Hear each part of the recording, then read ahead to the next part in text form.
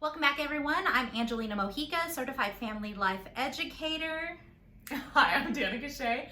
I'm a licensed clinical social worker and the owner of Danica Shea Counseling and Consulting. So last episode, we talked about New Year's resolutions and goal setting and even getting back on track. So if you've had goals and you want to pick them back up. So what happens, Jay? Because sometimes life will hit us with a curveball and we'll have setbacks that knock us off our feet and keep us, maybe hinder us from reaching those goals. So let's talk about setbacks. I don't know what you're talking about. I've never had a setback in my life. Just kidding. Right. Yeah. Well, I think when setbacks happen, I think it's so important to just be patient and kind with ourselves and kind of know that that happens. And really, I think it's how we interpret the setback that makes a difference. You know what I mean? And I mean, setbacks, like you said, happen, and it's how we wrap our mind around it. Mindset's going to be crucial if you're trying to get back on your feet and hit that goal track again. Setbacks are just an interruption in your progress, so it's not the end of your story, because you can pick it back up. That's good. So let's start talking about some successful ways in managing through some setbacks. I would say first and foremost, expect that setbacks are going to hit you sometime in your life. Yeah, definitely. Knowing that that's just a part of life, because we're here to grow, and so I think the setbacks are where we learn a lot. So we grow in those lessons. Right. And so, I mean, just expect them to come, and when they do, don't freak out. Again, your mindset is going to be what saves you here. And it can be disappointing at times, because I know when I get hit with the setback, I'm just like, man. And again, your mindset, right? You're like, oh man, I was doing so good. And you can't beat yourself up over a situation, but rather allow yourself some time to feel what you feel. Feel the disappointment, but don't wallow in it. Yes. Yeah. So what you're talking about is the setting the time limits for your disappointments. And so what I totally agree, because I talk to my clients about this all the time. I'm like, it's so important to acknowledge your feelings and kind of process through that, because I can't let go of something that I haven't acknowledged that's there. So I love the time limit thing, because I literally tell my clients that I'm like, hey, if you need to cry, cry. Set a time limit, set that timer. Yeah. When it goes off, you're done crying. And you're not suppressing your feelings, so it's not just an avoidance. You're not avoiding the situation, you're actually going through it. But then you can use that as motivation too, because maybe I didn't meet my goals for the gym, because we used that the last time we were talking this week. But you know what? Okay, I'm disappointed, but I'm going to shake it off, and I'm going to use that as motivation, that energy. I'm going to redirect that energy to motivate me. Okay, let's get back in the gym the next week and get back on that regimen. Exactly, because there's no point in wallowing in those things and wallowing the disappointment and all those negative feelings that we would coin as negative feelings. Acknowledge them, yes, but move on, because otherwise you're just gonna get yourself stuck. And then also manage your blind spots, and what that means is basically you need to understand who you are and how you think and how you process situations. So if a setback hits you, understand that things are going to be different. So don't capture your negative thoughts. Capture those thoughts and use your mindset to switch it around in a positive view. If it's a learning experience or what is it, retrack your steps, look back and see, okay, what is it that I missed, and readjust and get back on it. Yeah, a good way, which is reframing, just looking at a different view and taking the good from it. And I like that you say blind spots. It kind of makes me think of like triggers, when we're triggered to respond or react a certain way, and identifying those triggers. That way I know what I typically do next, and that way I can intervene. Yeah, absolutely. I agree. Less emotion and more information. So this is what I said when I said learning experience. So I know as a woman, I can be very emotional about things. I mean, you don't know what I'm talking about, Shay. But and get down on yourself.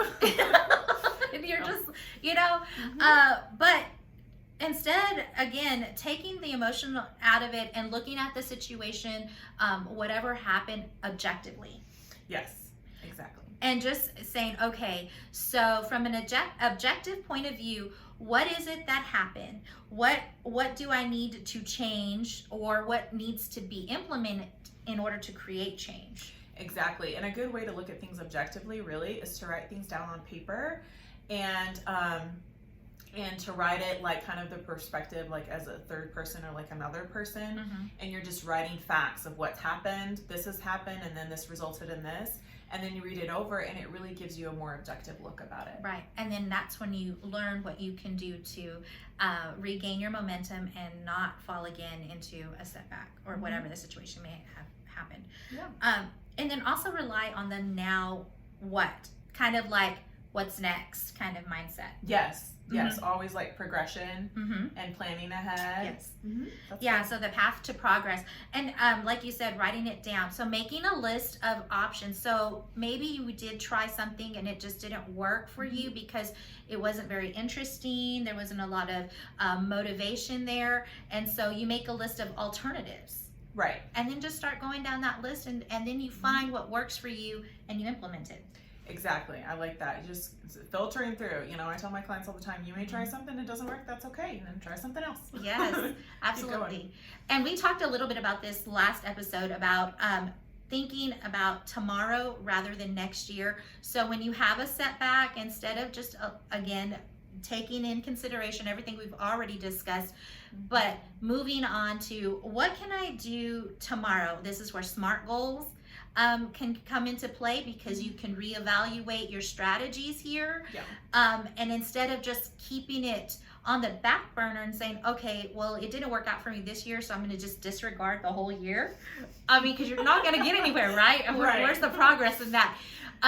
But looking at, okay, let's pick it up again tomorrow and just start moving forward. Exactly. And I think sometimes we get caught up on the new year and, well, I didn't go as planned the first 3 months, so I'm just going to give up altogether. You know, today is always a chance for a fresh start. Yeah. So don't get caught up on the new year and I can only do things and then the beginning of the only year. because like, have you ever heard that, well, start again on Monday? Yes. And then it's Tuesday, and I keep putting it off. But also too, in that same frame of thought, you want to make sure that you're not overloading yourself with too many decisions, because eventually stagnation will set in because of the overwhelming feeling, and it's almost like you're thinking to yourself, it's better not to do anything, and then that's where it's like, I'll do it next Monday. Yeah, and then that day or week turns into 10 months later. You're like, what happened? Exactly. And then again, it's all a learning process. So from after all the steps have been taken, learn what you need to learn. And what that means is, if you lack the knowledge or maybe skills or things in that goal that you're trying to achieve, or getting back on track, or whatever the case may be, seek out those that can help you. Yes, that have been there, that have done that, that have accomplished that goal you're looking for, whether that's people you actually know in your life, if it's maybe it's someone famous you don't know, but you can definitely study them. You can watch their videos, read their books, or just, you know, authors, different books that you can read. Yeah, research, finding a mentor, seeking counseling, anybody that can help, you know, just help you process and look into gathering that knowledge and talent that you need, or refining that talent that you need. Exactly, giving you another perspective. And then again, manage your self-talk. I talked about this, you know, don't beat yourself up because you had a setback. Sometimes life throws you that curveball and it's out of your control, and you have no way of saying, oh, you know, I can't control if my house burns down to the ground. Wow. That was extreme. But you know, an illness or whatever that may happen. I mean, you can't control those things. So you just take the disappointment, learn from it, and then capture your thoughts and stay focused on the future and what you can do next. Yes, self-talk is huge, because that's where my thoughts are coming from. Like, how I'm talking to myself is going to create my thoughts, and our thoughts ultimately lead to our results. So self-talk is huge, and I'm repeating it to myself every day, all the time. So. Right. And don't discredit things that you've already done that has, you know, made progress. Give yourself credit. I remember graduating with my master's degree, and I did it online through the Lubbock Christian University, and I got my degree, and it was time for graduation, and I was just like, man, they'll just mail it to me. And my husband at the time was like, no, you worked really hard, you're gonna walk across the stage. Yeah, so exactly. that progress, accept that progress, and be joyful in that progress, and that should be the motivation to say, hey, I've gotten this far, I'm gonna keep going. Yes, and you know what? Back to writing, and I know we got to wrap it up, but I think it's so important also. What's really helpful is when we're getting a little down, maybe, just sit down and think about the things you have accomplished, the progress you have made. Sometimes looking at pictures really help too. Yes. Like, do you remember all the things you have done? I think it's great. It's like now our phones, like do the memories and remind you of things. You're like, oh, I forgot about that. Right. So that's a really quick way to get, your mindset back in the right. And like, okay, wait, maybe I didn't accomplish this, but I have accomplished all these other things. Absolutely. I agree. And remember, friends, setbacks are just your setup for a comeback. I am Angelina Mojica. If you liked what you heard, give us a thumbs up, hit subscribe, or drop a comment. And I'm Danica Shea. Thanks for joining us today. Much love, much peace, many blessings.